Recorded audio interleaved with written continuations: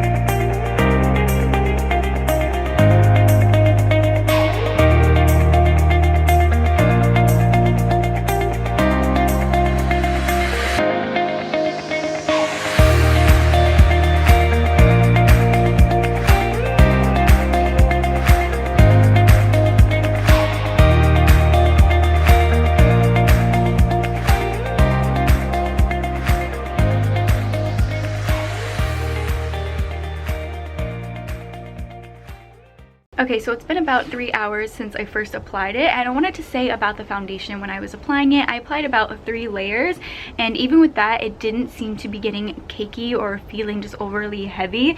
I think that it's still kind of built on nicely and still looked kind of like skin, I guess. Obviously, you can tell that I have foundation on. I feel like if you look up close, at least. But it didn't look like super cakey or anything like that.